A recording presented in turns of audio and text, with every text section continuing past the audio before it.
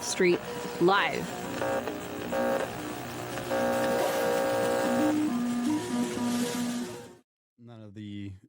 None of the winter one.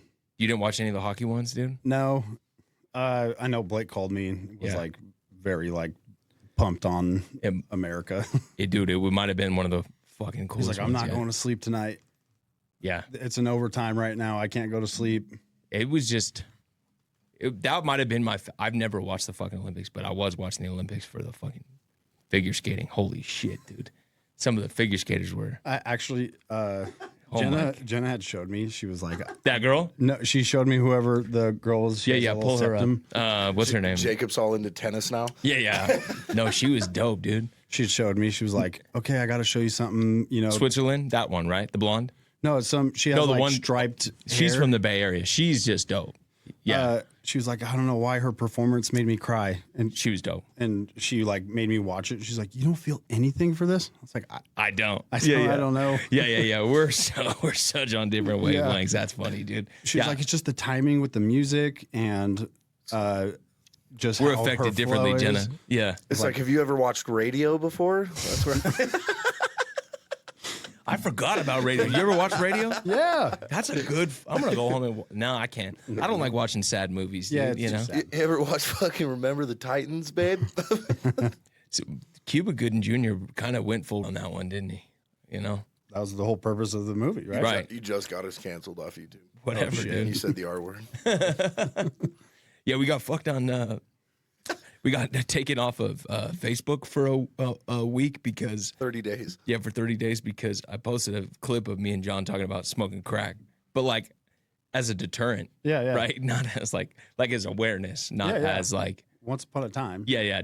Not saying like go. Maybe actually we might have been talking about how dope crack was. I think it was when I was talking about how I put coke in a blunt. It could have been that, dude. There we go again. You know. What do you think of the spot? It's amazing. Isn't this fucking dope? It's so set. It's the real life thing. Law Tigers was on last week. Hell yeah. Along with you ever heard of Redbeard? No Redbeard. So he is an artist who designs flyers. Okay. And then he also he still hand draws event flyers, but he's also a custom leather guy, you know, okay. He is punching leather. He's from Reno. No, he lives in Topaz. Here, yeah. Here, pull Redbeard up. Dude, this guy's fucking criminally very good. Like Vikla style leather work, but like still can appreciate because he's building a really fucking dope motorcycle. Yeah, here you go. Okay. Yeah. That's a seat he did. His wife is like stitches them all together, dude. It's fucking crazy. And then he paints them. So it's a style, right? You know what I mean? Yeah. So I wouldn't have on my bike, but it's still so dope. You know, like some of his stuff is pretty nuts. That stuff is hard. I've watched videos on how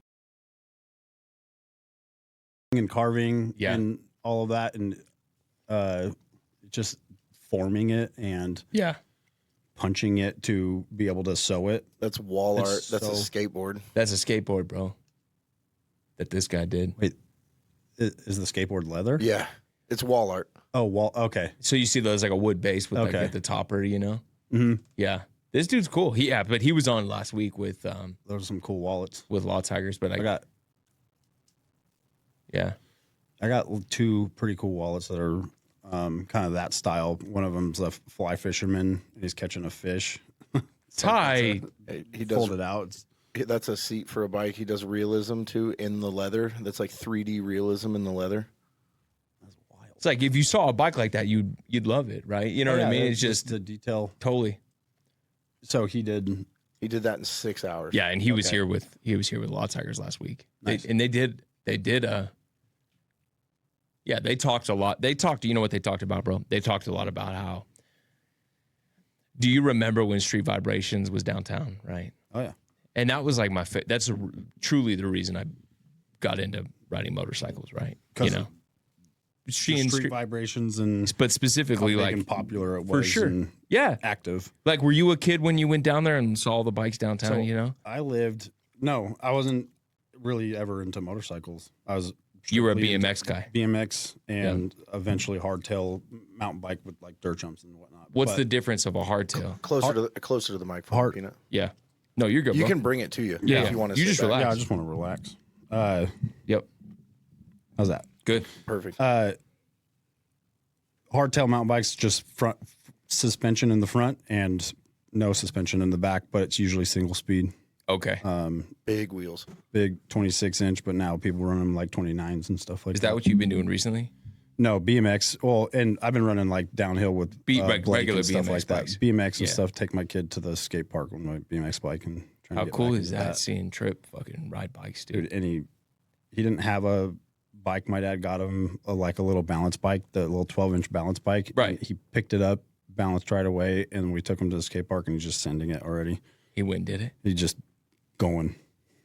That's a cool feeling, dude. Running down. There's such a unique feeling of watching your kid balance a bike for the first time and get it, dude. That's such a great feeling. He just went. I don't even know where he got the balance from or anything. He just started going. That's cool. That's why we got to get our, especially our boys, they say, doing stuff like bikes and stuff so early, because they don't, when you start to get 10 and 12, you start to understand the fear of a broken toe or an arm or what pain is. So when they're little, that's why those little kids, I was watching at Arena Cross, those kids on 50s just absolutely, this one little kid on 50 was trying to send a double. I was like, what the fuck?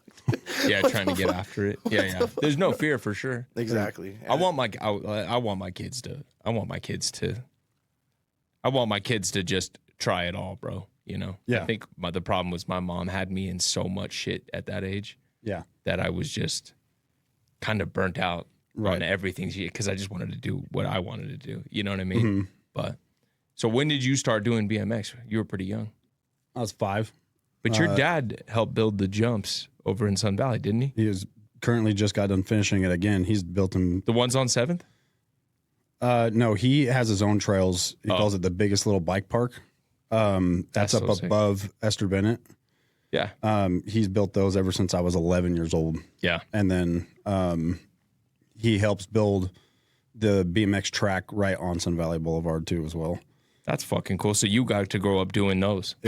How old are you? I'm 35. Did you ride with Dakota? Eisenberg? Yep. Fuck I used to race against him. I grew up 2 houses down from him. In Sun Valley? No, right there on, right over by Sparks Middle, on Trabert. Yeah. Yeah. Yeah. We used to go ride. He was fast. We used to go ride the Shopco jumps, where Shopco used to be on Audi. Yeah. Right by where they got apartments there now on Audi and El Rancho. They had those big sets of jumps. Okay. Yeah. Mm-hmm. Uh-huh. That is the hood, dude. I love El Rancho and Audi. He almost went to the Olympics, yeah? Yeah. He was extremely fast for our area. Really? I beat him a few times, but Hell yeah. it wasn't. Yeah. I started getting more into, I didn't want to race anymore, and I started getting into skate parks and freestyle BMX and dirt jumps. How old were you when you were doing that? That was high school, right? Probably started 11, 12 years old. Doing the freestyle. Just not wanting to be at the BMX track racing and wanted to go to the skate park. Yeah. And then and that's how you became a Reno legend, bro. Everybody in BMX. Reno knows who the fuck you are, dude. Everybody knows who you are. I can't go anywhere without saying, do you know Peanut? Right. You know? Nobody fucking. Jenna says that I'm the mayor of Reno and we can't go somewhere without somebody running in to know you. Yeah. But that goes for, I was in the, hardcore scene, BMX, and I try to go along with everybody. I'm trying. Even if you didn't, other friends. You were always beating everybody up. No, I was. It's just when it came my way, I wasn't gonna. Back then, I wasn't. Yeah. It was just another thing. It was just whatever, a fight. We're gonna do it. We're gonna do it. Yeah. Out of here.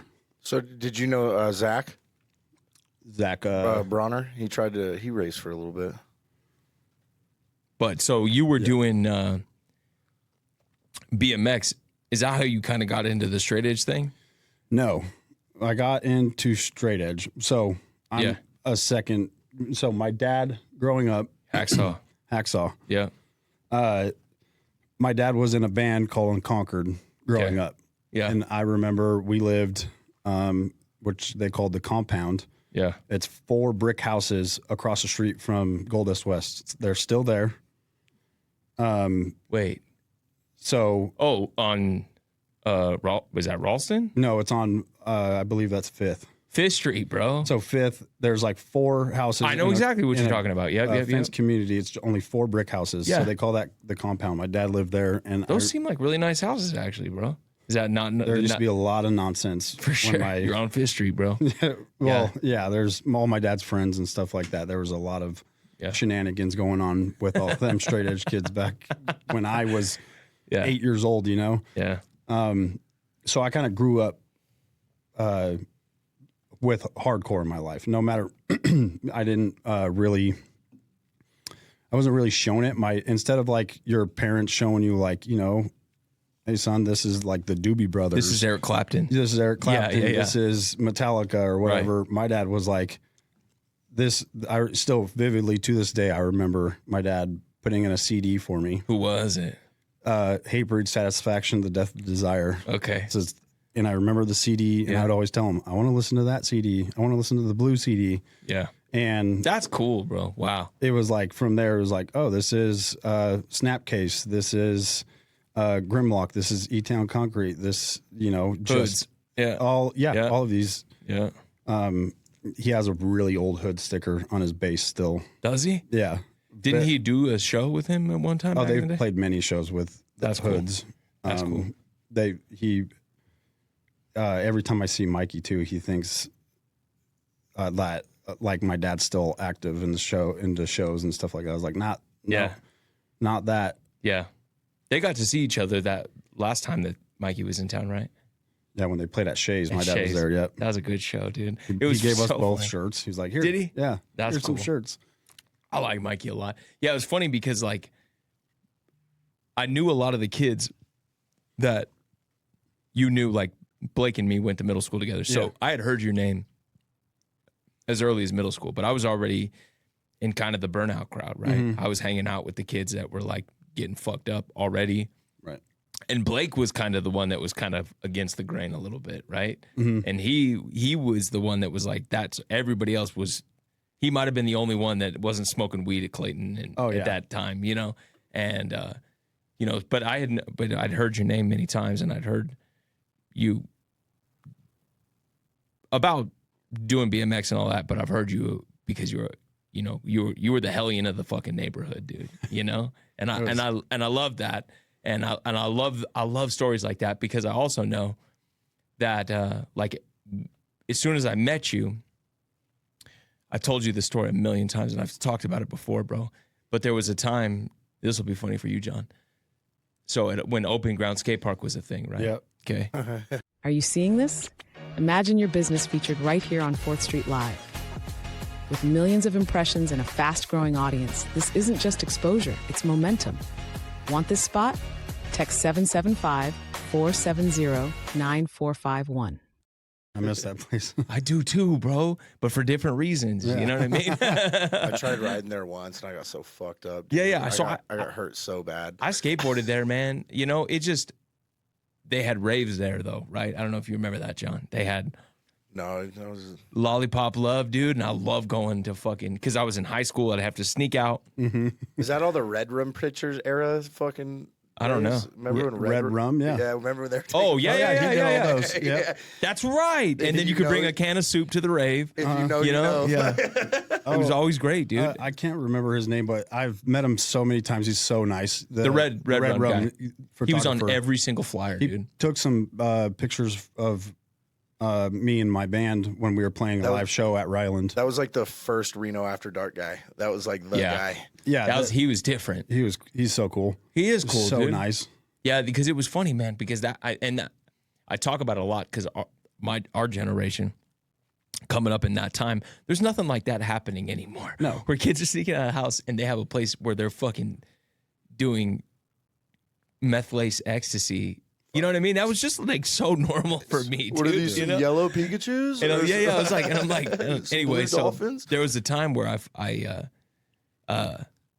was trying my hand at selling those pills, right? You know, my problem is I'm an addict, and so I'm not very good at selling the shit I like to take. But there was a time, and I was like, went up to a group of straight edge cats, right? Don't know to this day who it was. and was like, hey, you guys want anything? And I got the absolute shit beat out of me. It's a fucking story everybody knows in our group, dude. And then the running joke, John, is I'm pretty fucking sure that it was either Nut or Dylan, dude. You know what I mean? But it was... So Dylan meaning Dean. Dean, right. Yeah. So wherever Dean was at, I was at. Right, exactly, So dude. And you guys, like, if you look at old pictures, here's the problem is I got my ass beat pretty bad that night, dude, you know? And I don't remember a lot, you know? Let's just blame everything on Dean. Well, yeah. You see? I miss him, dude. I miss him so much. Know? I miss him, bro. Yeah. Do you know whereabouts it was? Yeah, it was in the parking lot, kind of by where the... The 2 stairs come up? Yep. Oh, exactly where that's at. Yeah, probably. Yeah. is. Yeah, kind of like, off to the side a little bit. Yeah. Exactly, right, yeah. And, back then it was so militant, too. It was You like... guys were carrying, like, real weapons and shit, dude. Like, fucking... Have you ever heard of blackjack? No. Is that a weapon? Yeah. What's We that? carry that all the time. Oh, the fucking locks? No, not a lot. Those are like smileys, I think. Oh, yeah, smileys. Yeah, that was also, like... Is that what you, like, put a lock in a sock? No, they were on a bandana. Like 15, 16-year-old kids were carrying murder weapons, dude. There's an individual friend that always used to carry those. Oh, we yeah? both know this person very well, but... Oh, my God. Yeah. Hell yeah. I know. Everybody knows who it is. You're just not going to say it. Yeah, no, I don't know. I still have, like, nightmares of hanging out at the Circle late at night hearing windbreakers come down the street, dude. Like, fuck, somebody's about to get the shit kicked out of them. We just had different childhoods, bro. It was just... I said this to Robert, too, is I really wish... In a lot of ways, I wish I got to be picked up by that crowd, and that was the crowd that was in my neighborhood. Because it might have saved me a lot of problems that I had later into my life where I was more cognizant and I was like, but I had to fucking do the drugs to get fucked up to learn my I learned my lessons in life, I've found, by doing it the wrong way first for a long fucking time, dude. You know? Early on, too. Early on. Yeah.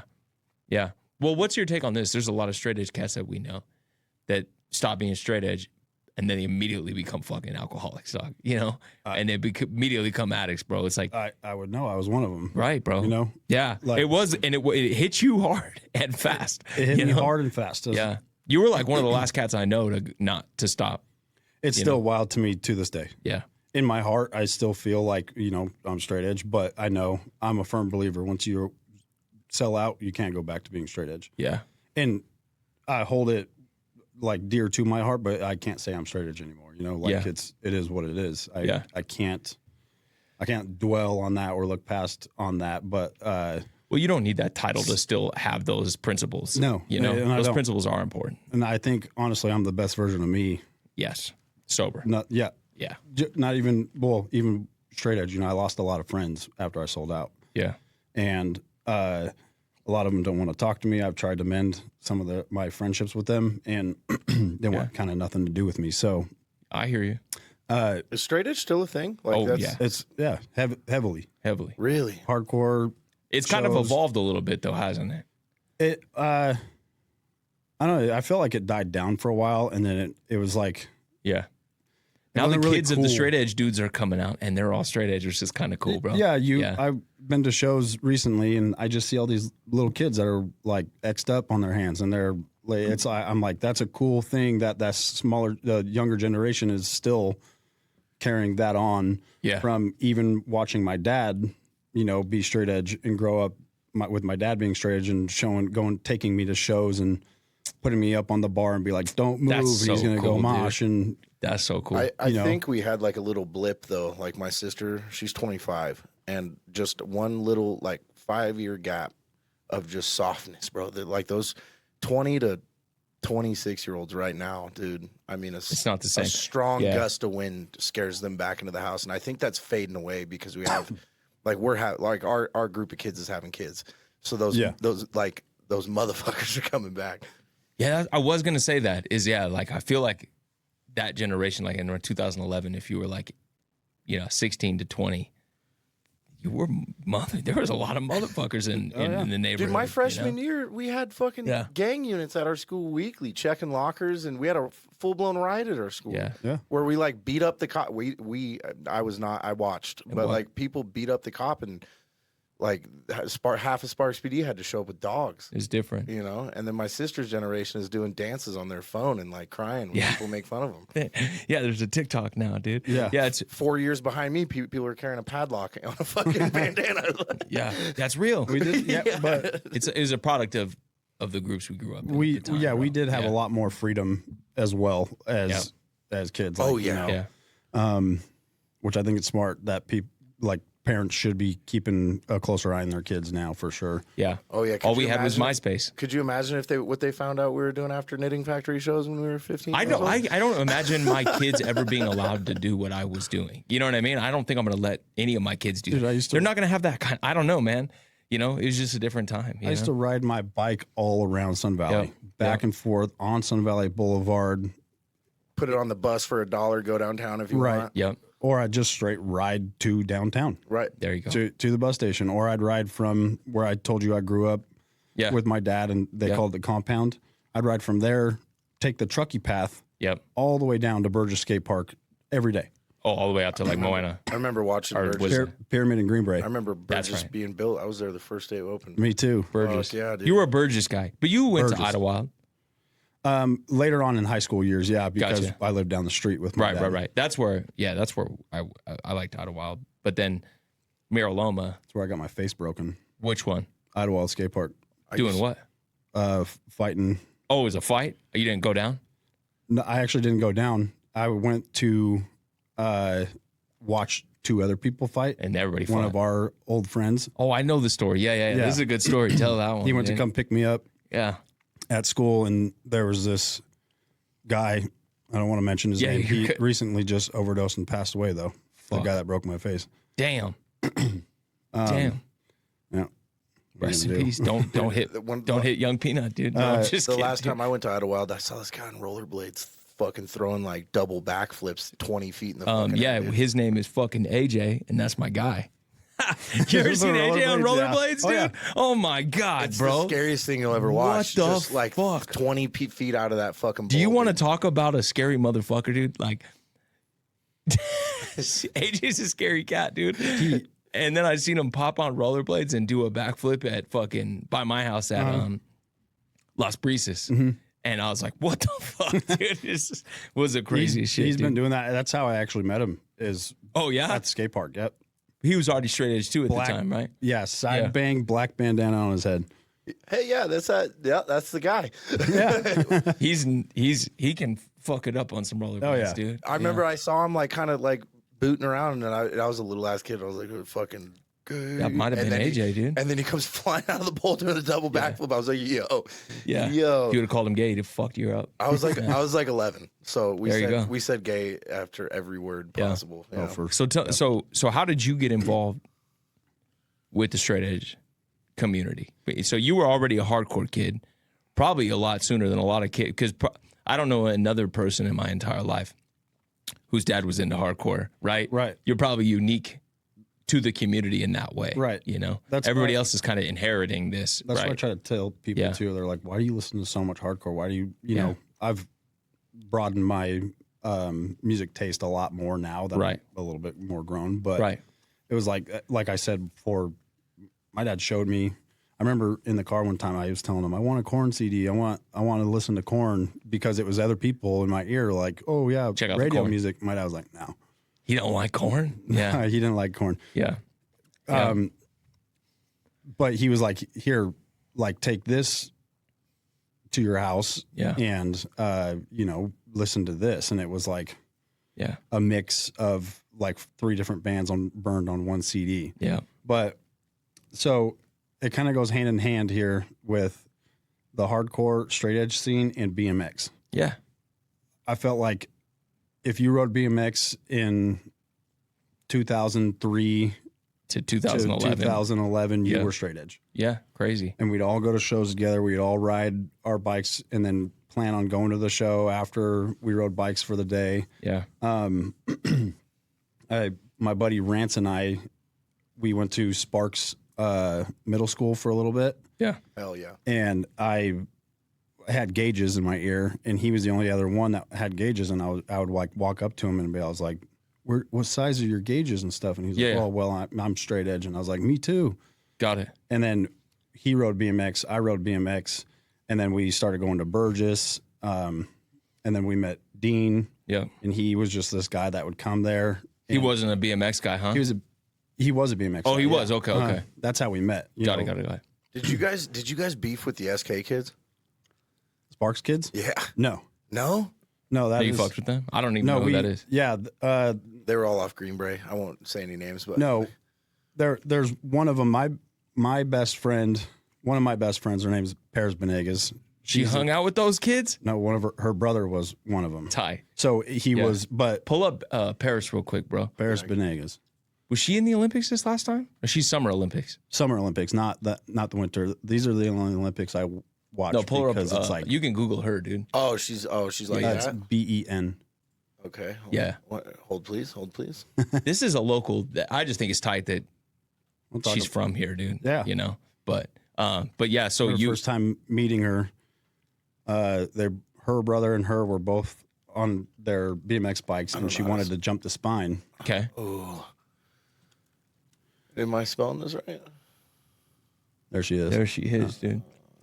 Oh, that's sick. Silver So medalist. she's from Sparks, lives in. She lives in San Diego now. There you go.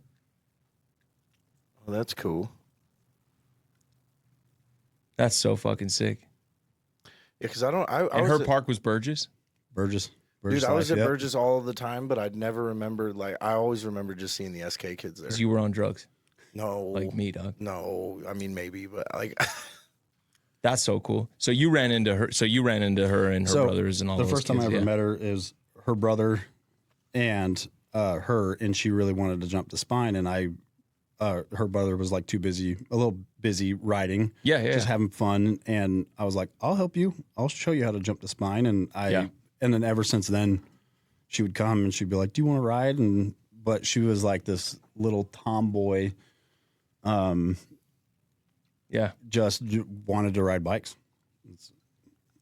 She's an amazing person. She's so sweet and has just evolved so much from like where she came from. Yeah.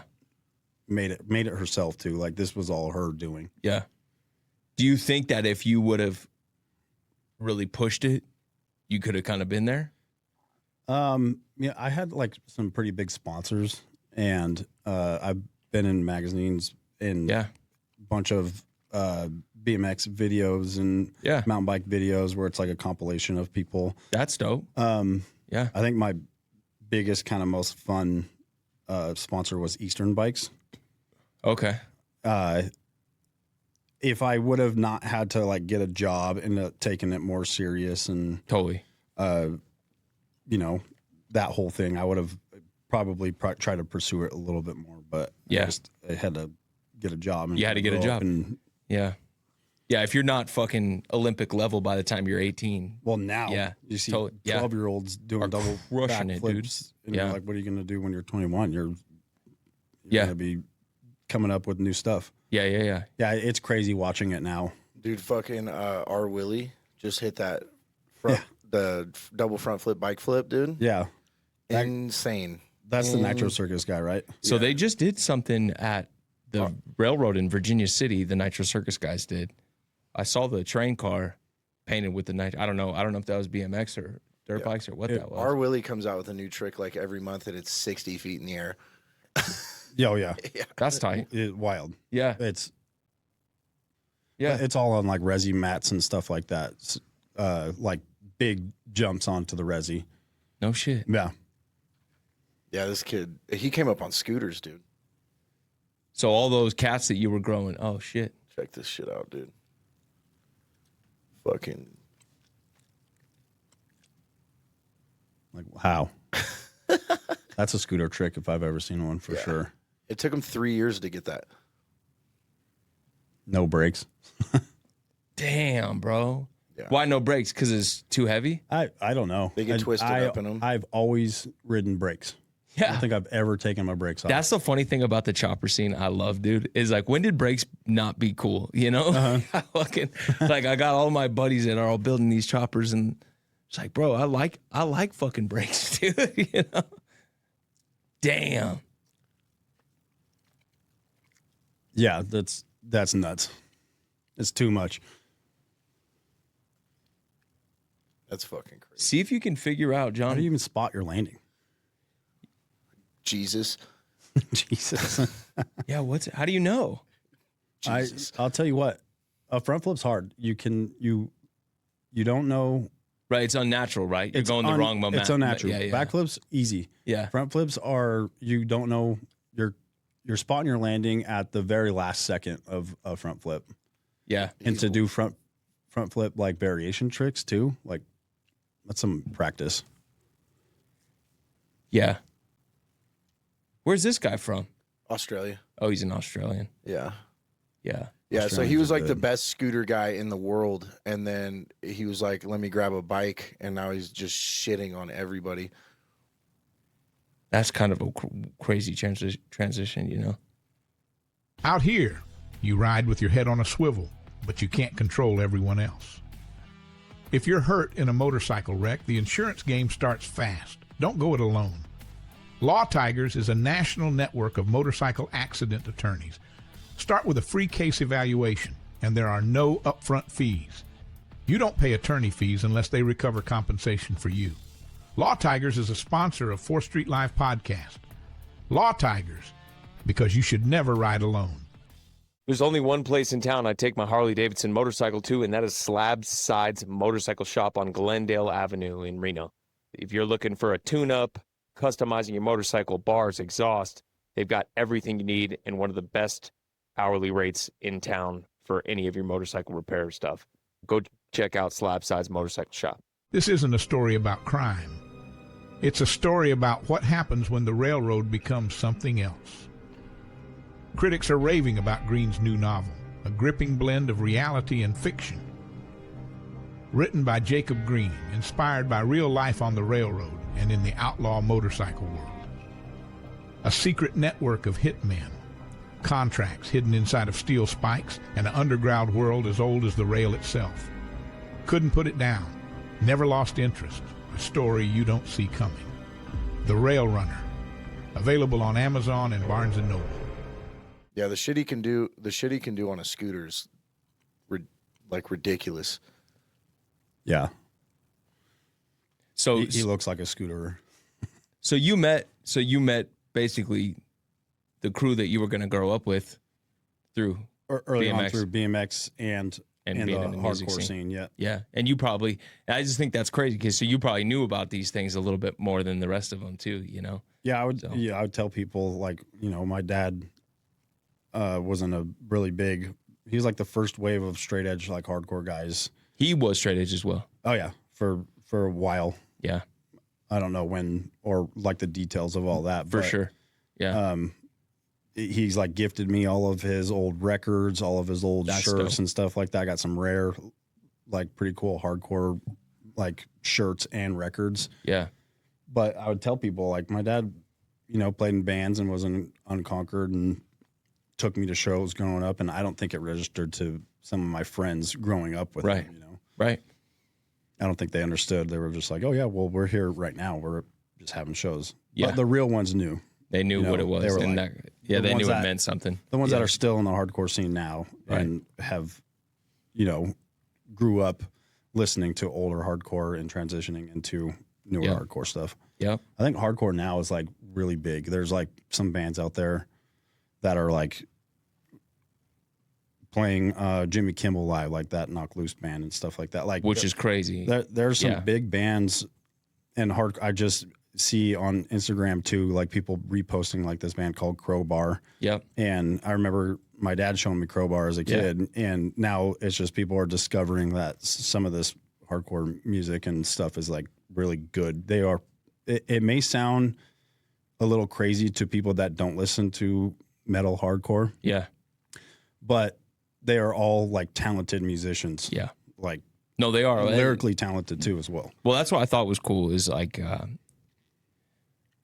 my first CD that my mom, you know, my mom, so very sweet lady, you know what I mean? Very, you know, fucking just normal lady. And my first CD that she allowed me to buy was at the Tower Records, dude. And it was, she was like, she let me pick, and I was like, I want to listen to like a hip hop CD, right? And she's like, She's like, okay, I'll let you get a hip hop CD. And the hip hop CD, my first CD, I think it was Cash's age, was Big Willie style, Will Smith. Okay.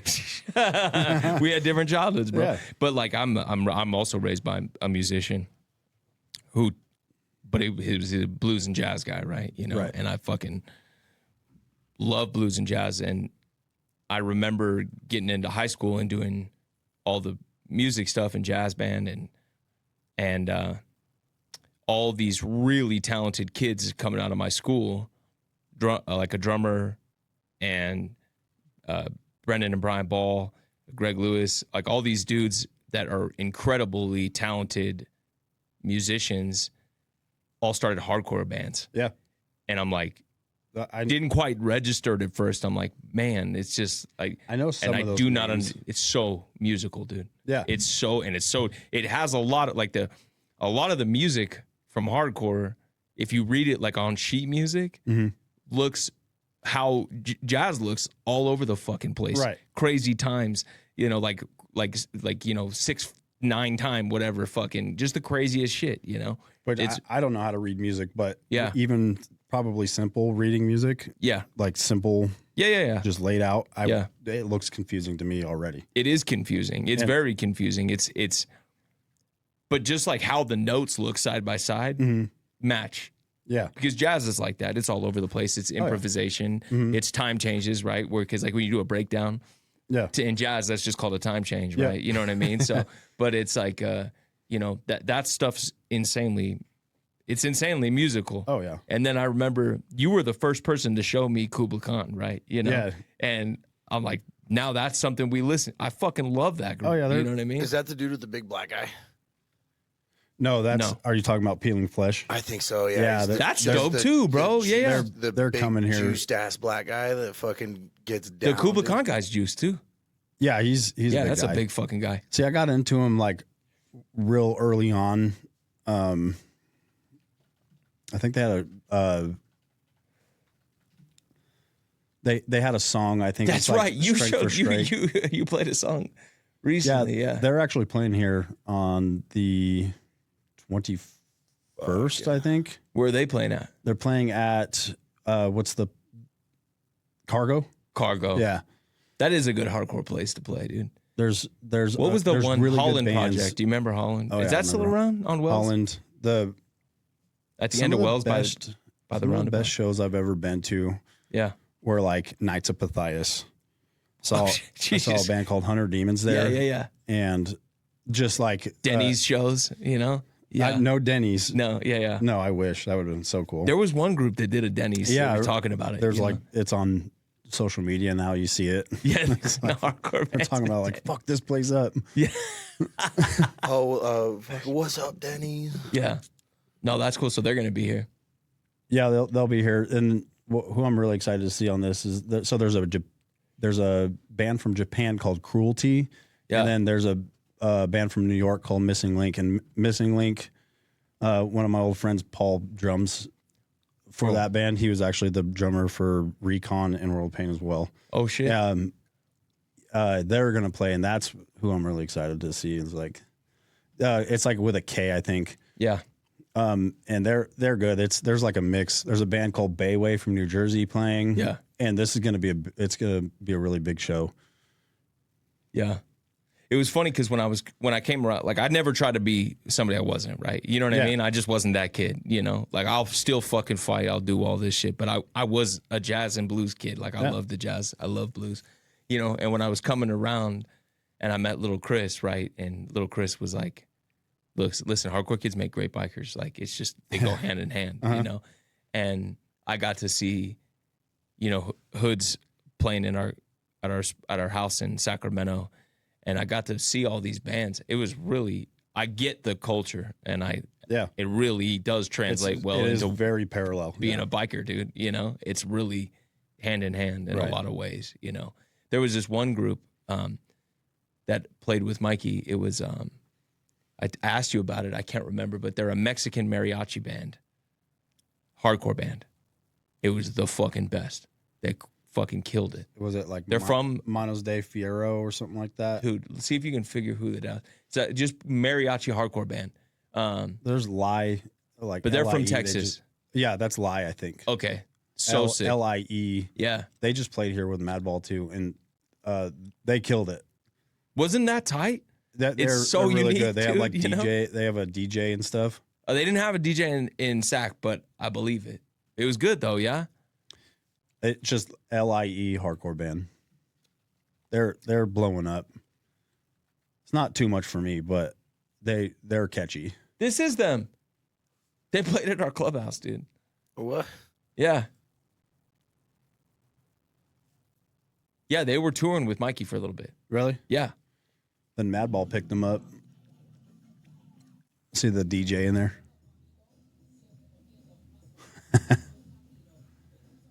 Yeah, if that's them, I'm pretty sure it is them.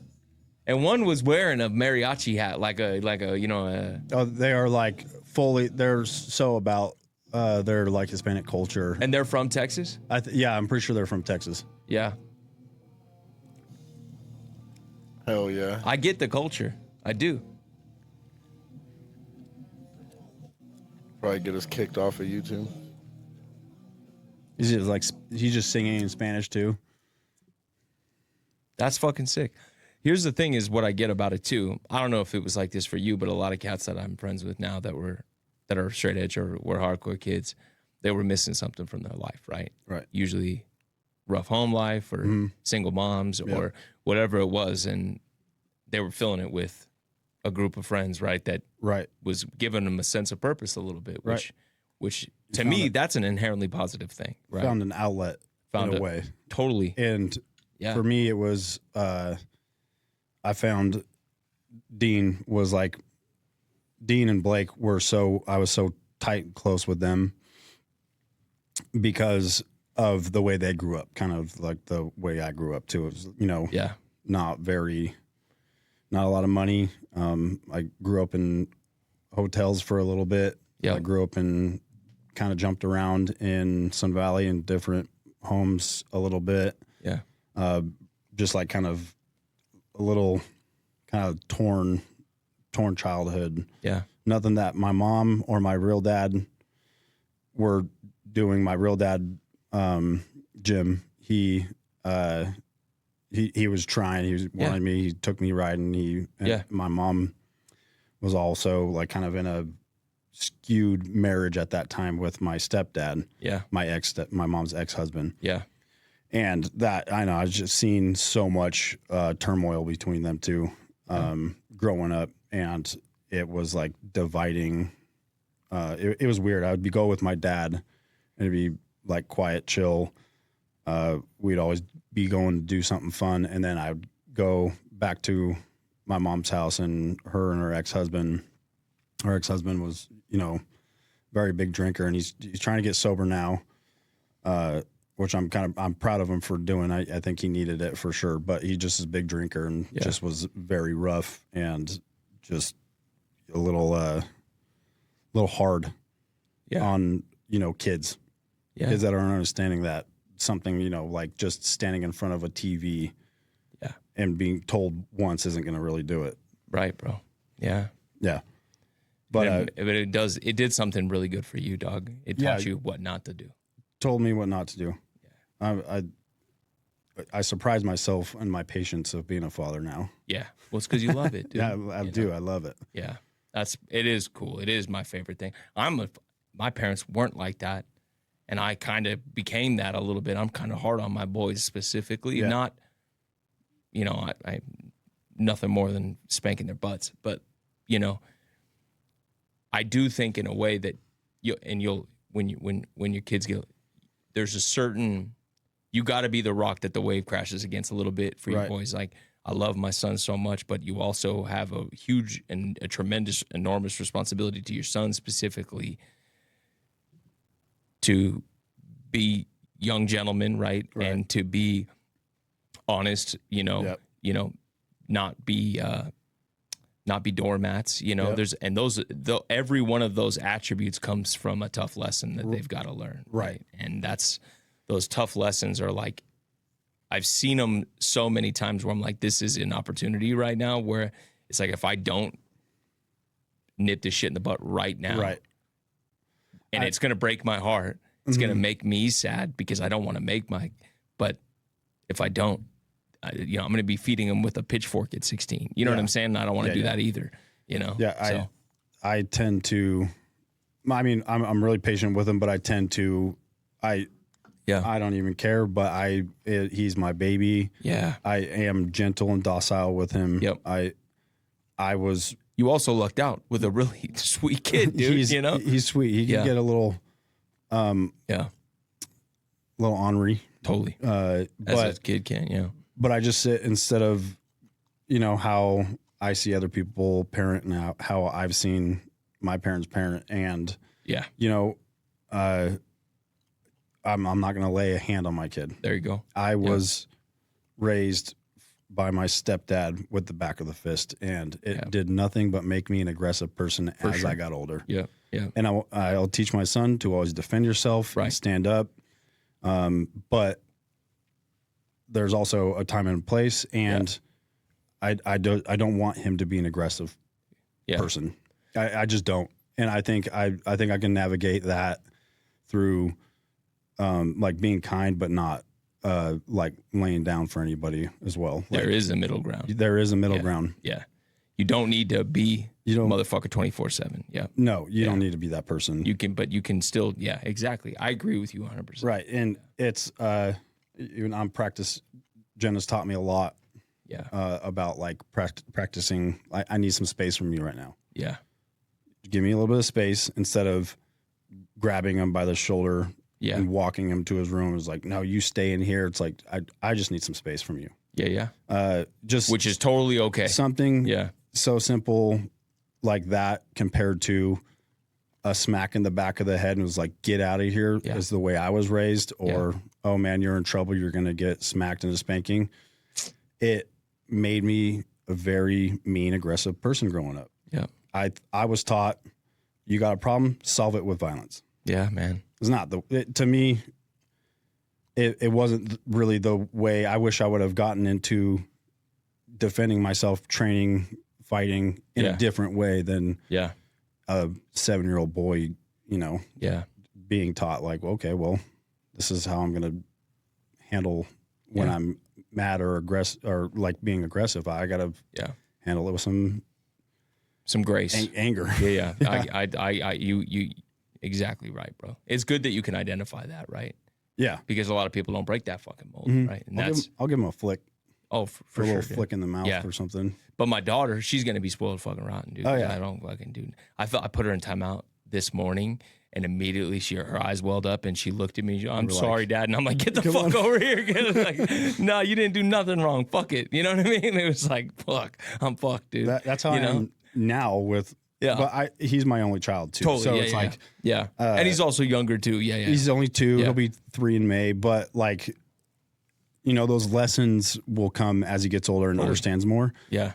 We still have to remind ourselves like he's only 2. He's not going to understand too much. He is smart and he does retain a lot of information you tell him, and he will not forget things that you tell him over and over again. Oh, no, they don't. No. Well, the good thing is he was so young when you kind of went through all the stuff you went through in the last year that I don't think he will remember, Thankfully. And and that's why shit happens for a reason, bro. I had a baby book that when Jenna was pregnant, and after she had him, she started filling out some stuff, but she left a lot of stuff blank that I was supposed to fill out, but I couldn't give her the time or anything because I was high.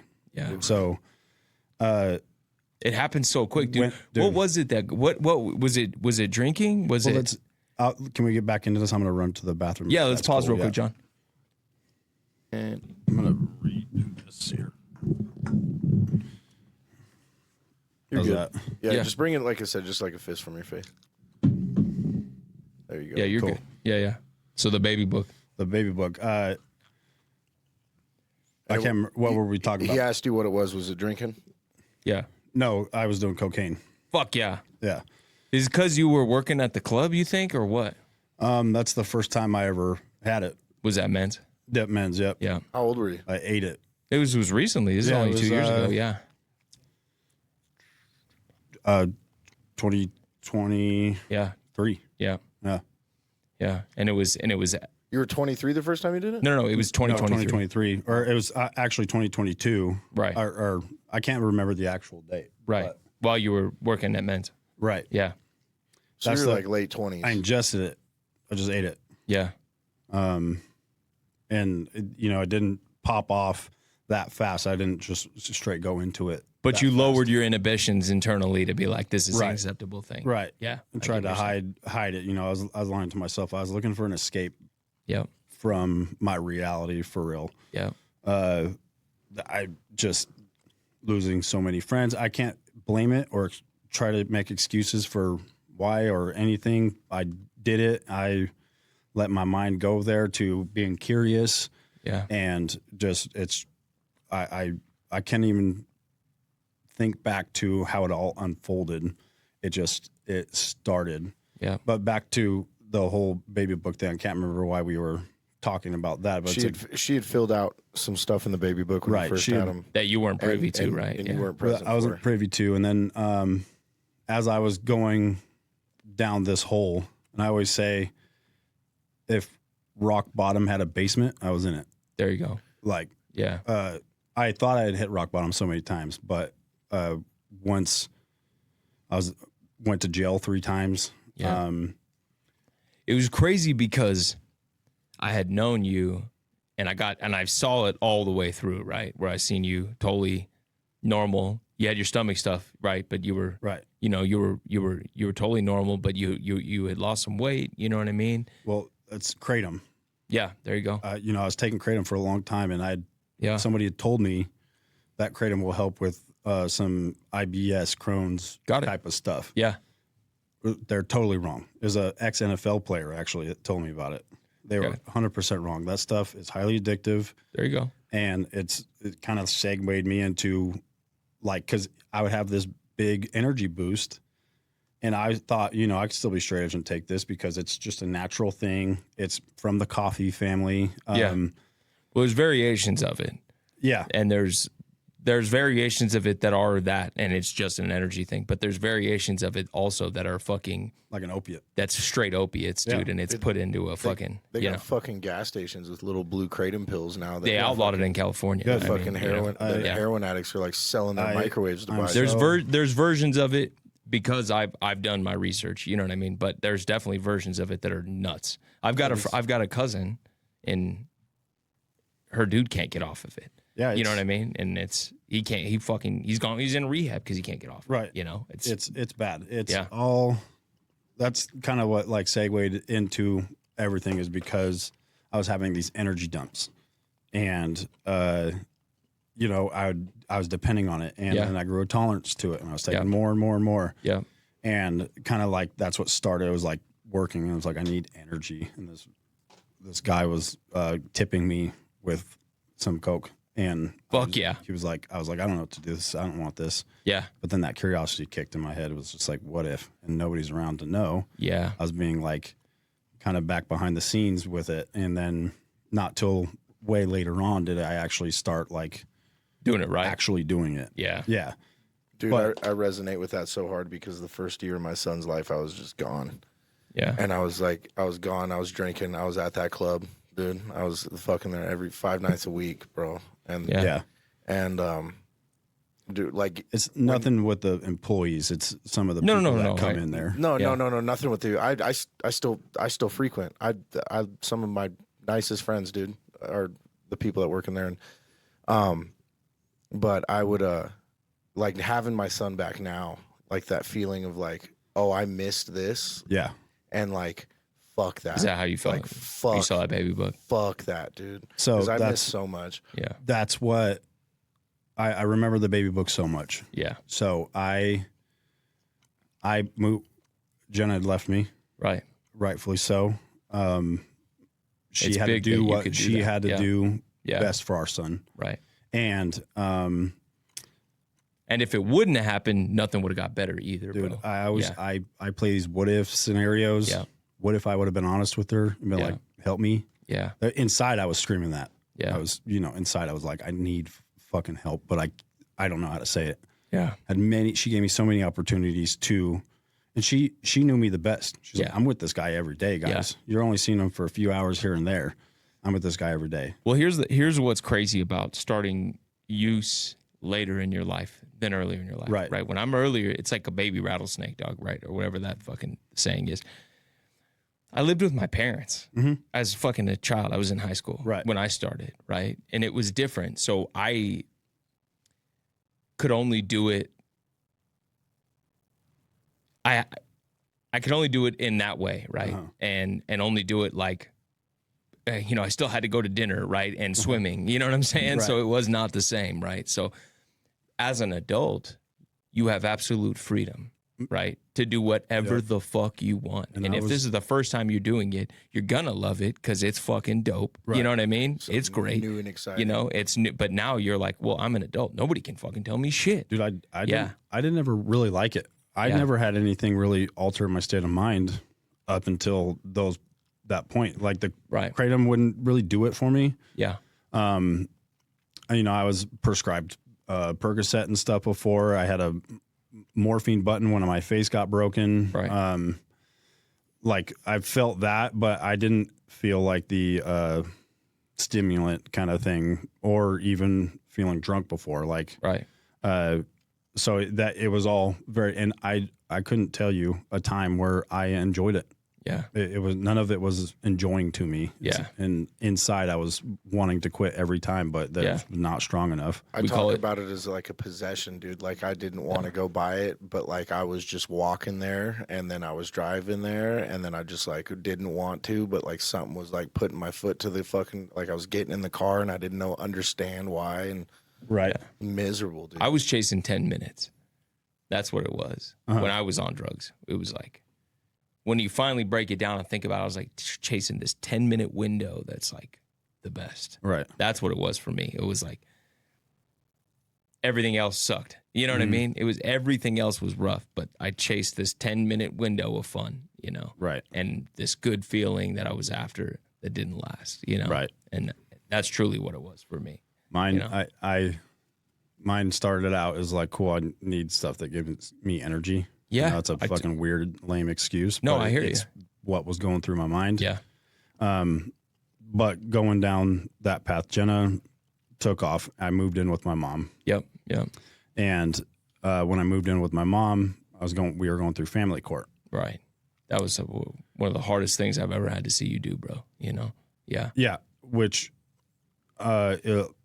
I tried to make this excuse of, I'm this way because I don't have my family, but I wasn't doing anything to fix that problem. Right. To better myself and to actually try to understand orders and this and that. So I had to go do a hair sample. Yep. And they found all this stuff in there. And my dad's friend, Lindsay, who was trying to help me out legally, she kind of was just like, what the fuck, Michael? What are you doing? Yeah. Like you're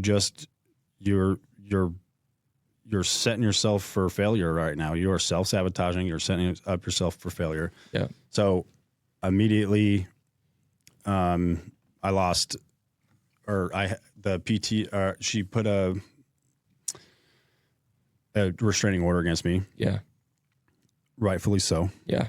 And she won the EPO through a court hearing via Zoom or something like that. Yeah.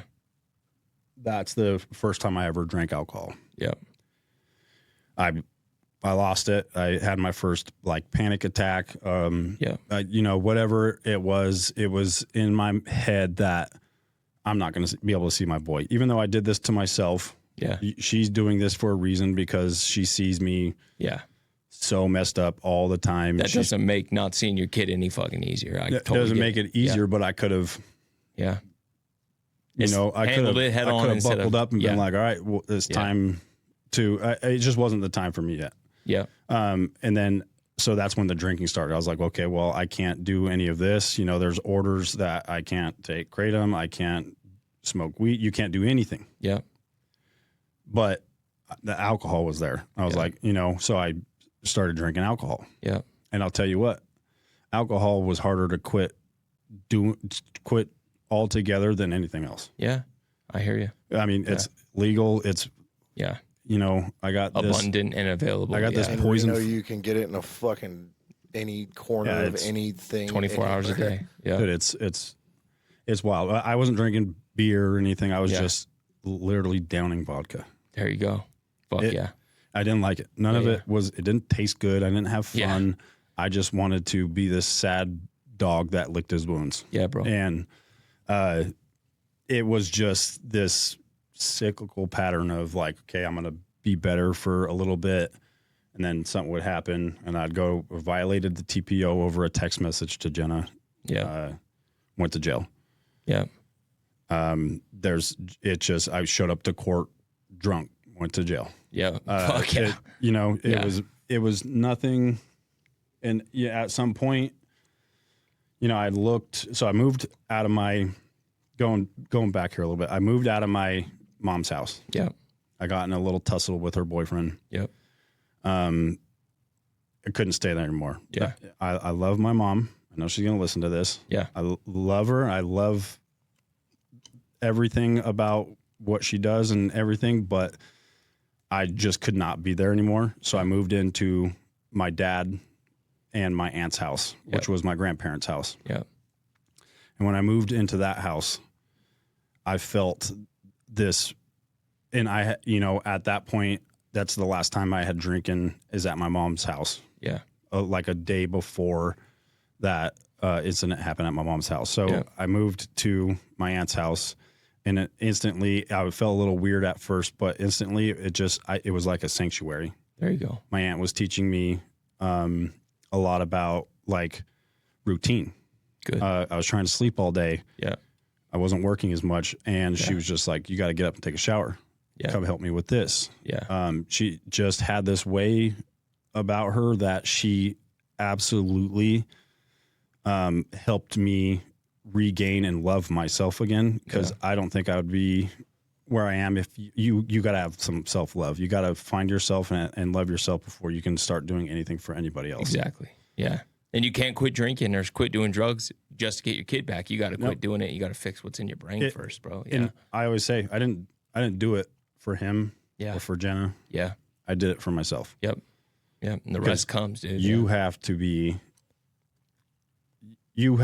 put yourself first before you can put anybody else, because without you, there's nothing else. Like they don't have anything without you. That's real. Yeah. Yeah. Jenna, she's a saint. Yeah. She is a She really did put up with a lot, bro. Saint, and a lot of people should have listened to her a little bit more, but she, I still have to pinch myself every now and then when, we are just being our family. Yeah. I see my son, I see her. I'm like, never in a million years did I think that I would earn my way back into this family. This is, it's a dream. I'm going to wake up sometime. Yeah. Yeah. I remember one time you came over and I seen you were going to court and you had finally quit drinking and you put some weight back on, right? You put 30 pounds on, I was like, damn, swear to God, in the back of my head, I'm like, damn, she's going to think he's a stud. He's got it back together. She still had a no contact order against her. So, I don't know if she did then or if she waited until after the no contact. There you go. Yeah. I don't know. Yeah. Well, that's cool. She was curious. Yeah. She was curious. You look good, bro. Because I remember when you were doing it. I remember that. You had lost a lot of weight, dude. At one point, I was just blaming it on my stomach. Yeah, for sure. It was just like, I'm losing weight because of my stomach. Yeah. And okay, so and you put 40 pounds back on like nothing, dog. Yeah. Yeah, I'm 205 now. Jeez, bro. Yeah. I'm trying to get to 210. Yeah. But I don't work out. I just lift doors and weld. I can help with that. Yeah, well, got some stuff for you to take, dog. Yeah. I'll put your stuff. Right? I'll put some stuff in there for you. Cool. Yeah. I appreciate it. Chemist, dog. I'll put some stuff in there for you, dog. No, I totally get it. Yeah. So going back, finding myself at my aunt's house. Yeah. I remember going. I didn't have nothing but time, and at one point I violated orders on 2 different charges, criminally, and family matter. So I thought I was gonna go to jail for at least 90 days Right. at one point. And Right. I started to kind of like tell myself in my brain, like, you better get used to some solitude, at least get some time with your aunt. And I was like kind of going through some of the stuff I would bring there. Yeah. And I found this baby book, and I'm like, I'm going to go through it. Yeah. So I start going through it, and I start filling out everything that I was supposed to a year and a half ago at that, or almost 2 years ago at that point. Right. And Yeah. I'm filling out all this stuff, and, fast forward, which is what this whole thing was brought up, is because thank God your son won't remember this, but I have full intention to share with him, your dad wasn't always perfect. And, I did all of this stuff, and it's in the book now. And in the book I put, I messed up a lot. And when you get older, I'll tell you about it and kind of teach you a lesson on, what intrusive thoughts not to give into, what curiosity you could pass on and not be curious about, because it's not worth it. Yeah. Just dig yourself a hole at that point. Damn, nut. Damn. That's good, dude. And she read it. Jenna had read it at our new house. Yeah. She had pulled it out and kind of looked at it and been like, when did you do this? And like, oh my God, Michael, like, just was so taken off. Right. Seeing that I was actually changing as a person too. Yeah. Like, because even before, when I was straight edge, like my attention, and I had so many friends, and I'm one that is like, I hold my friendship really tight to me. Right. If you say if I call you my friend and you're like my best friend and you're my guy, like I'll fucking bend over backwards for you. Right. Right. I learned a lot of my friends, that, I'm going to share this, and people that hopefully they listen to it, is like, I would hold my friendship higher than you held your friendship toward me, because I would have never gave up on these people. Totally. Yeah. Your circle got pretty small, bro. It got small, but in a way, I'm grateful for it, because I'm big time at, like, when my friends need help, I'm there to help them. Yep. So, and I had so many people, so many different friends from different scenes and friend groups of like, do this. I need to call you and talk to you. Can you help me move? Can you? And I would always say yes. Yes, because I wanted to please these friends of mine, and I'd do anything for them. But now that that's all gone, and my mind's not traveling so many different places where I'm like, I got to do this and this, and I have really bad ADD Totally. as well. Yeah. Like, You do. it's kind of started to that whole part of me has calmed down, and I've actually been able to just like focus on my family, like work and family, and what I can do to provide for my family. Like, ADD doesn't go away, but you can mitigate how many balls you're juggling. Oh yeah. Right. Oh yeah. And it does help. It's a lot easier, and there's less things to juggle, bro. Oh yeah. Yeah. I call it out now. When I start getting a little squirrely, I say it out loud. I say squirrel. Yeah. Totally, bro. Yeah. It's no joke. I know, because I think Beth has ADD, right? And I see her doing it, and I'm like, she'll have a conversation with you for a think? little bit. Yeah. And it's like, bro, what are we? But she comes back. Yeah. And it's like, I can do 7 things right now before 12 o'clock, and they're all going to be done, right? And then I'm like, why is the laundry not fucking done? This tiny, right? You know what I mean? I'm just like, it drives me fucking nuts, bro. Don't judge us, bro. We're special.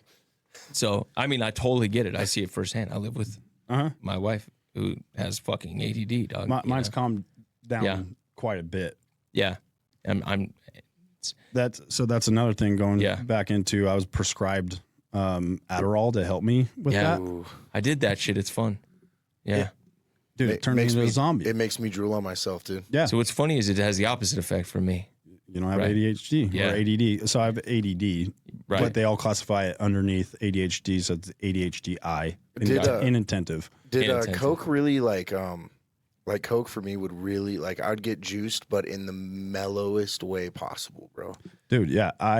And did I that wouldn't do that for you? I didn't want to talk. I didn't really want to talk. Nope. I could focus Yeah. like a motherfucker. Yeah. And I was chill. It was honestly, it's a stimulant. Yeah. Which I didn't know anything. I don't know anything about what types of alcohol there is. Totally. I don't know what different, I thought all drugs gave you the same effect. Right. For so you didn't long. know there was uppers and downers. And, No, I no clue. Yeah. Yeah. I had no fucking clue. Yeah. Yeah, man. I was on every fucking Yeah. pill you could think of by the time I was 10, bro. And I remember I elected to stop taking them because like for real, dude, they would have passed me through school if I would have just drooled on the desk and shut the fuck up. Right. Yeah. And that's like, it scares me now because I'm like, man, we're like pacifying ourselves to like just, my dad had it real bad. And you talked about schedule earlier. And before my grandma passed, she was like, because he's my stepdad, my grandma would always talk about like, man, you found your son that's not like biologically yours. Because I guess my dad was a wild man, but how they mitigated it was an extreme schedule. And now my dad like religiously wakes up at 4 a.m. Yeah. He was an hour early for work. Like he drinks his coffee at the same time every day. And he's like, he goes, if I was never like, Yeah. Routine. Trained. That's what you got into was a routine. Was routine. they And said if they never did that, he would have just been all over the place. Dude. Yeah. it brings you a routine, brings you a sense of calm. It does, bro. Yeah. That's why it's the first thing we talk about when you get sober is usually when you're out there, you're not fucking living by any kind of routine. Right. And that routine is like a trick of your brain a little bit, you know? It is for sure. It is like make your bed or whatever that is and do the same That's thing. one thing she taught me. Healthy habits because we're habitual people. Dude. First thing you can do is make your bed in the morning. So Yeah. at least no matter how hard your day is, you come home to a clean made bed, and you've already accomplished one thing for that day. Exactly. Exactly. So what's cool about the making the bed thing is it taught me like, okay, that's one thing done. Helps wake your brain up too. It does too, bro. It does. It's a And good you're thing. out of bed because I'm one of those people like I will be, okay, 60 seconds. All right, 2 more minutes. Right. Like when you wake up at 6 and you're out of bed at 6:38, you know, you Yeah. gotta be to work at 7 because you're just, yeah. And so now if you get up and make your bed, it's a little easier. It is, Right. dude. Real. It is. Yep. Yeah. It was crazy seeing you at that time of your life, man. It was like, it was. And it's really hard knowing your friends are wrong. Your friends know they're wrong, but just, it doesn't matter, bro. It's like, we just got to get through this. You know what I mean? Yeah. Because, you know, that was a crazy time to see you because to me, growing up, especially in the last like 10 years, you were the cat that I looked up to, right? You're like, you were a leader in a lot of the communities that we were working with, man. You were like the cat that I looked up to, not just about what you did, but not just about what you said, but what you did too, right? How you carried yourself, right? You were a good friend, right? You said what you meant and you did what you said, right? You know, and you had conviction, and these are all things that it was like, these are the people I want him. I want what he has, right? I want those kind of things in my life, right? And to see you get to that place was a trip, dude. You know, because it was like, I don't have the answers for you, bro, and there's nothing we can do about it right now. The only answer is like, well, if I wasn't lying to everybody about it, Totally. it probably you might have had some more insight for sure. Yeah. And then when you did, it was like, let's go to meeting, let's figure it out, bro. You know, Which like I went quite a few times. you did, bro. That was great, man. You know, and again, there's variations of addiction, but largely they all have one similar problem, and it's some kind of self-deficiency. Right. It's something in your brain, your heart, and your spirit, right? You know? Which I'm trying to figure out. Right. Like I said, I don't want to make excuses and why or Yeah. point the finger and be like, well, you know, it was accessible to me, so that's why I did it because I did it. Yeah.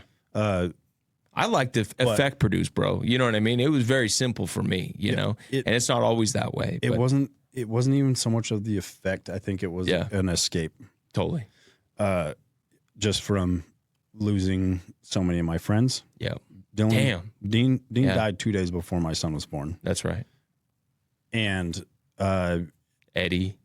There's all of them. Yeah. Ryan. I grew up with Ryan and Dean. Yeah. And then I've had my first real heartbreak was Taylor Embry. Yeah. He was killed by a drunk driver on his way to work. And like that, there's not a day that goes by that I don't think of him. And then also if he would still be my friend to this day, which I've talked to his mother. Yeah. I still regularly talk to her, and she's like, there's no doubt that he would still be your friend. Don't worry about that. Like,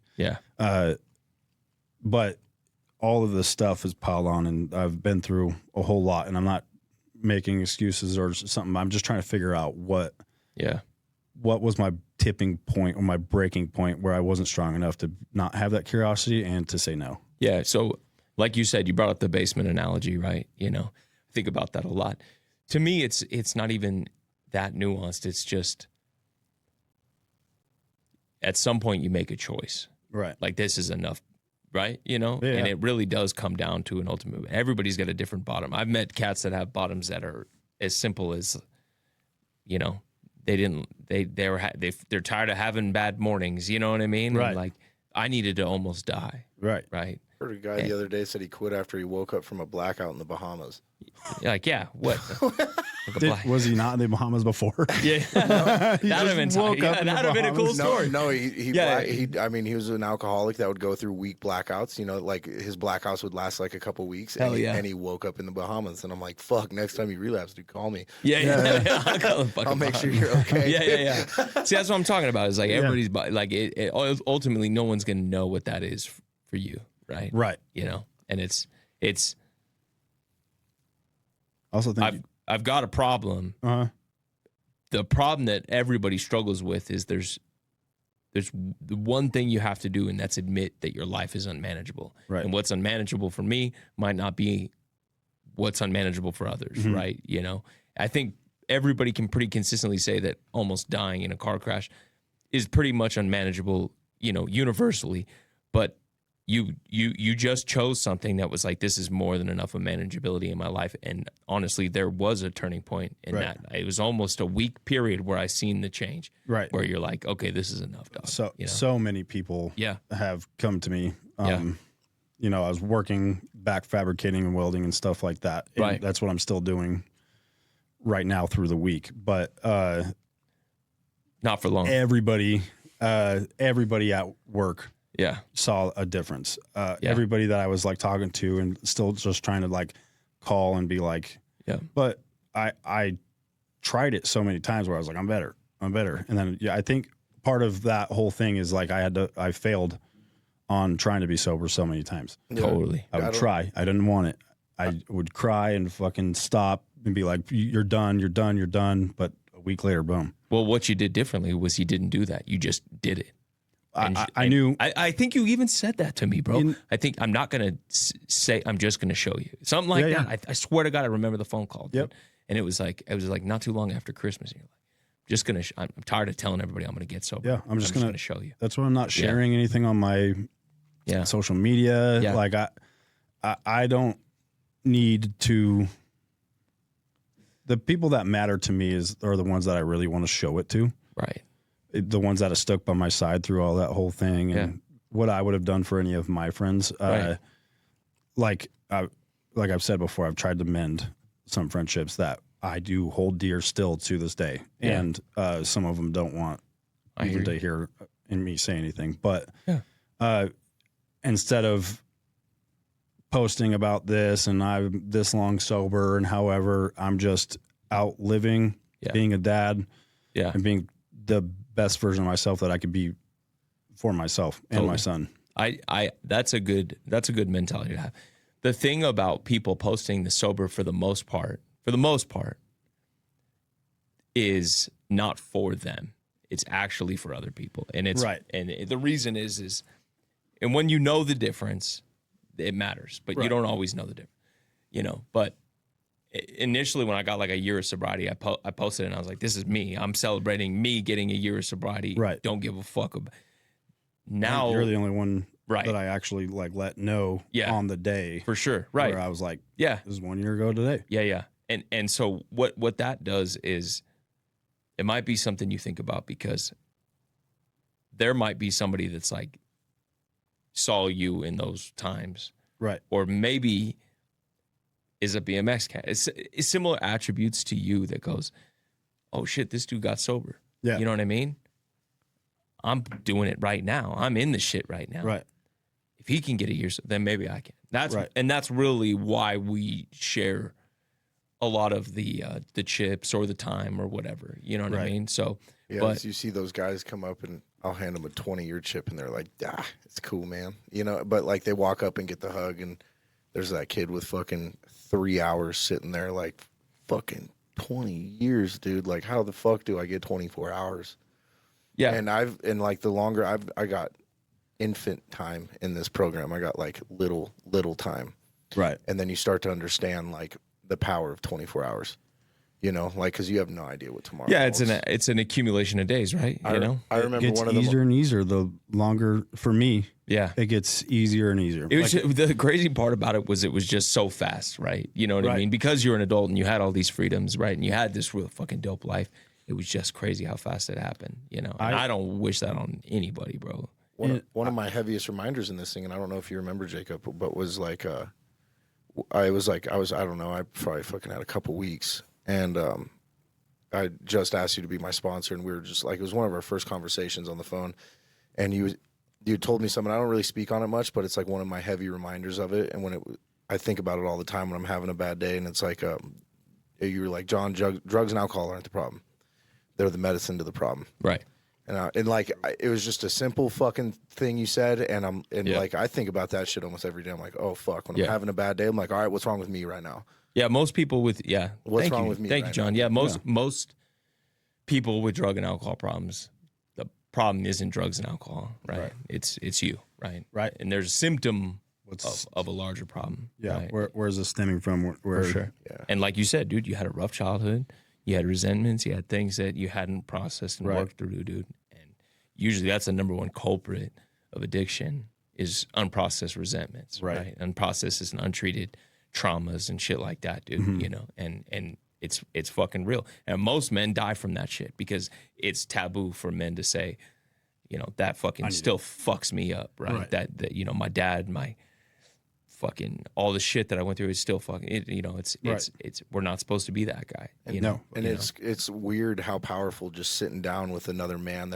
I mean, you were a stranger to me at that time, but just sitting down with another man and breaking that fucking barrier of like talking to another grown ass man about shit that you don't talk to grown ass men about. For sure. And just getting that shit out, you know. That's why I was raised, and that's what made it easy for me is I the guy that helped me get sober finally was a hard man, you know. And I was like, oh, that's what I needed, right? And that's why there's hard men. That's why there's frilly, you know, beautiful women.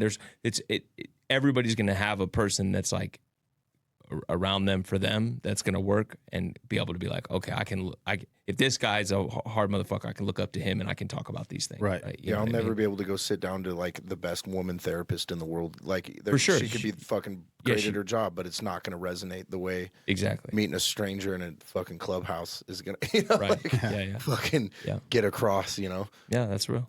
But a lot has changed, bro, and it's just cool to see that shit all come full circle, bro.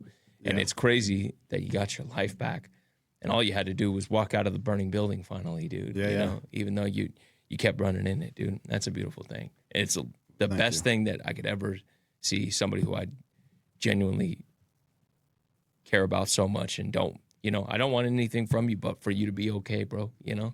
And I get to see all these cool things happen. And, you know, you took a step back from barbering.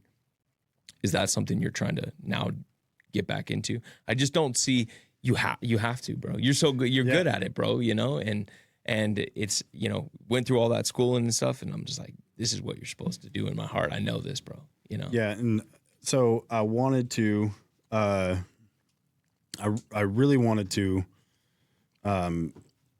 go back sooner.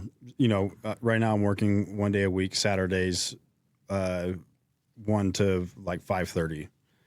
And that's just to hone my skills. It's out over at Heyday Barber Co. Yeah, there you go. At the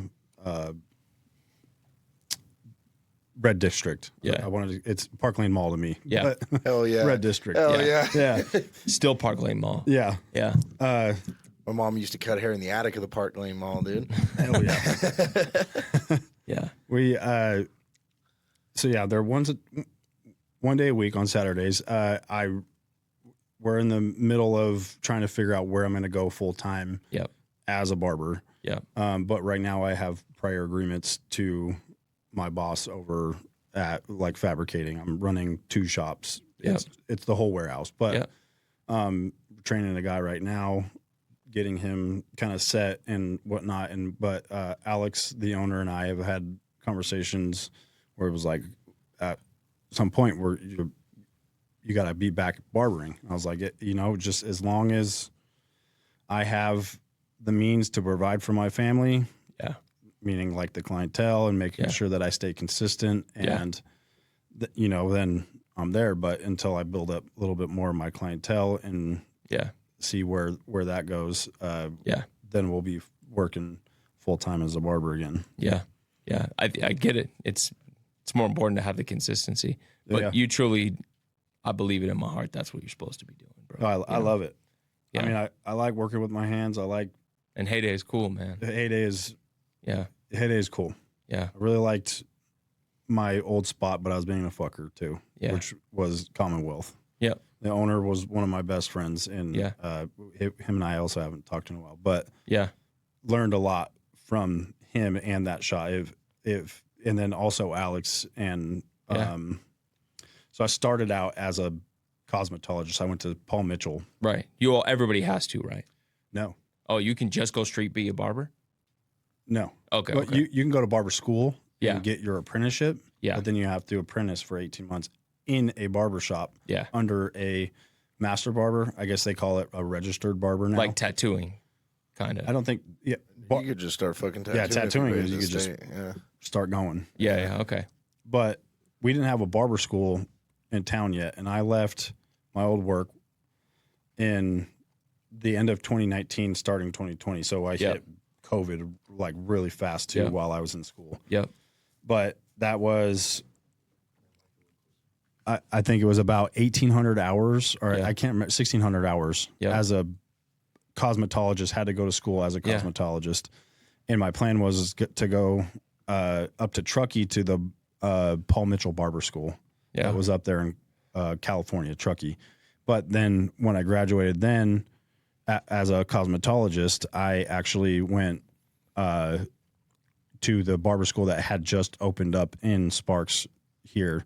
Yeah. So, but since I had already had my cosmetology license, you can go straight into your master barber license after you do 400 hours of barber school. Yeah. Yeah. Fuck, dude. So, I mean, I learned how to cut long hair. I learned how to... Kids' hair. Yeah. My boys, Judy especially, Beth has been like, she almost was, it's in his face or whatever. She's like, we're going to fucking Supercuts. We just need to get your fucking haircut. And Jude will defend you, bro. He'll be like, fuck no. Mm-hmm. Uncle Peanut's cutting my hair. And the last time I saw him, he was like, when are you going to cut my hair? Yeah, yeah. Like, whenever you want. Let's do it. I got to get them both, dude. Yeah. Yeah. But that's... Have you cut your son's hair yet? I've cut his hair a total of 3 times. Yeah. It's a big moment, dude. I remember the first time. Moms don't like their boys get their hair cut. She liked it the first few times. Yeah. I remember actually, I had to do visitation once a week with him for quite a while. It was at the Family Peace Center. It was only for 1 hour. Yep. Mondays, once a week. And, I was starting to grab traction on being sober too. And I saw him one day and he came in and he started to get this like enjoyment to come see me because he was like seeing this stranger once a week for 1 hour. Right. That's fucking rough, dude. Right. Yeah. But he's like starting to talk a little bit. He's walking and running. And he came in and he usually had this like little flip under his hair or under his hat. Right. His hair was like curling up under right. it. And she had taken him to get a haircut, his first haircut. And I had to hold it in. Oh, I was like, you got your haircut. You look so good. Yeah. Man. And you could tell the lady, I was acting a little weird. Yeah. But he looked good. And I've cut it 3 times and he will not let me touch his hair. There you go. Okay. And he's watched me get haircuts. But he just is a little bit of little like afraid of the clipper Clippers. noise. He's 2, yeah. He's 2. Yeah. I've tried to distract him. Yeah. I've given him one good haircut. All the other ones were a little botched. Yeah, But yeah, I we're hear you. growing it out right now. We'll see how it goes. You cut Jude's hair when he was 2. I wish I had a picture, bro. It was his mullet, bro. Yep. And I remember yeah, that. Yeah, Jude had a mullet. Jude, go to He had a Beth's. mullet You go to for Beth's a few- Instagram. I don't know if you're. Yeah, Jude but had a mullet. yeah, Fuck but yeah, dude. Jude's mullet was hard as nails, dude. Yeah, it was like his first haircut too, because Yeah. we grow our hair out young. His hair was Yeah, it was super long. Yeah, scroll down. It's way down there somewhere, dude. whoa. Yeah, all best slutty photos. Dude. There it is. Yeah. Yeah. Oh Look how yeah. little dude. he is. Yep. Yeah, that was right after you cut it, bro. 2022. Yeah, That's what's up, dude. yeah. He was pumped on that. There it is, dude. Hell yeah, dude. Yeah. There. Yeah. Yeah, he's got to be 2, maybe 3 right there. Yeah. Yeah, he was so pumped on that haircut. He still wants it all the time. He still wants to get his mullet back, Yeah, you know. The last one I gave him, he was like, I like it. And then I showed him it in the mirror. Yeah. I was like, you like it? And he's like, I like it. And then he's like, can I go look at this in the bathroom? I was like, yeah, go look at it. Yeah. And then I was like, what do you think? He came back and he was like, I do like it. I was like, yeah, I'm glad you like it. He's such a smart kid, dude. Yeah, He was hesitant because I think it was a little bit different than what he normally gets. Yeah. So yeah. No, he's had some crazy hairstyles, and now Beth wants him to just have his trim up. You know what I mean? But you do a Right. great job. That's really the litmus test, I think, on barbers. Can you cut a kid's hair is hard. kid's hair? And then I got a black son, and black hair is totally different animal, cut it right? in You know what I place. mean? Yeah, for sure. I know, because it's just you know. And Cash, we've asked him if he wants to go to. He wants you to cut his hair. Yeah. You know what I mean? So it's just what it is, bro. You I know? remember the first time Dawson got his hair cut, and it was my mom, and it was like almost like selling a used car to his mom to get his hair cut, dude. I was like, we can just try it out this one time. It was like I had to really like convince her. Yeah. My mom has been cutting hair for like 40-something years now, and it was so interesting to watch. It was like she like put him up in the chair, put his TV on, gave him his favorite thing, and she'd just like get him like every like 30 seconds. Yep. And just he didn't even know what was going on, and before I knew it, his hair was cut, and she did it not too long ago and gave him a little hairline on. Yeah. It's really hard to cut kids' hair because their head's not really developed to a solid shape until Totally. they're 12 years old. Oh, no shit. So Yeah. and their hair's all over the place. Yeah. So it is really hard. And we at Heyday, we do have I actually have a few regulars that come in and they're like younger kids. Yep. At probably like 8 to 12, Yep. 8 to 13. Yeah. There's nothing wrong with that. If you can do that, then you can cut fucking anybody's hair, dude. Yeah. And they love it. Yeah. That's surprising. Usually you see kids once when they come to a barbershop, but they must tell their parents, like, I really want to go back to him. That's what's cool about you. That's what I was getting at, is like you definitely are not going to have a problem rebuilding some clientele, you know? I've actually gained a few clients. Yeah. Like they weren't looking for me after I had left Commonwealth. Yeah. But I gained a few clients they've like found me there. They're like, Yeah. I didn't know you were here. And they've actually come back to me. And they all also kind of knew something was going on. Yeah. They're just like, I was giving the excuse I was sick. Yeah. But one of them, he works at the crisis care center. And I've had some pretty deep conversations with him. Fuck. And I bet. Holy shit. he's like, I knew it. I just couldn't tell you. I didn't know you that well. Yeah. There you go. Yeah. That's what's up. Yeah. Isn't it funny when you think you're hiding it really well and everybody fucking knew, dude? That sucks, dude. Yeah, there's so many. Everybody knew you were fucked up, dude. Yeah. It's like, man, I thought I was hiding it, dude, you know? I was good at manipulating people's minds. Totally. Yeah. I totally get what you're saying. Yep. I was Or making it seem like it was something else. yes, Yeah. absolutely. Yeah. And you're a likable guy. Everybody wanted to believe the best, not the worst. You know what I mean? So that's just what it is, man. You know? Well, dude, I really love you, and I'm really, really glad you came on here, dude. Everybody listening, please go check out Nuts Cuts with a Z, not with an S. NUTZ. Yeah, right there. Go check him out. hit up my friend. He can literally cut anybody, any kind of style of hair. Yes. Here in town, over there at Heyday, if you guys are looking for a new barber, you know, and a real barber, not just another cosmetologist. I love supercuts like the next guy, but fucking, be an adult. Go get your hair cut. I feel by a like I'm barber. going to a strip club when I go to a Supercuts. I don't know why. I just. I like supercuts, dude. I just don't get my hair. Peanuts cut my hair. I had my hair long as fuck. Yeah, still, bro. I'm the one that cut it off. Yeah, bro. I really appreciate being here. Truly, you are a fucking, my friend. You are a Reno legend, my guy. You know, everybody knows who the fuck you are. You know, That's just good or bad. good or bad, they know who you are, man. And that also gives you a cool and tremendous responsibility to your future, right? Absolutely. You can do that, and you can do anything with that, and you could be a motherfucker, or you could build something else, you know. And I think I see you actively trying to do the right thing, and it's been a really cool experience, bro. And I love you, man. I love you too. Know? You know, it's been a trip, dude. But just to see you come full circle and be who you are now is the best version of you that I've ever seen. Yep. And I'll take you how it is, bro. But this is the best version of you I've seen. You got to kill. I've killed my ego and my. That's what it is. I've killed that part of being right and trying. It's just all you could do is be honest and kill that ego. The ego. No one cares. Yep. But you. Yeah. So I try to carry that on now. So I'm not being known as, Peanut from back in the day when he was doing something stupid, Right, bro. Yeah. Yeah. Well, I love you, dog. I love you too. Like I said, you've been a great influence in my life for a long time. You've been a really good friend to me this entire time too. Got I you, appreciate bro. you. That's what we do, dude. So I love you, dude. Also, go get tattooed by Blake. There you go. Be safe, my friend. I'll see you next time.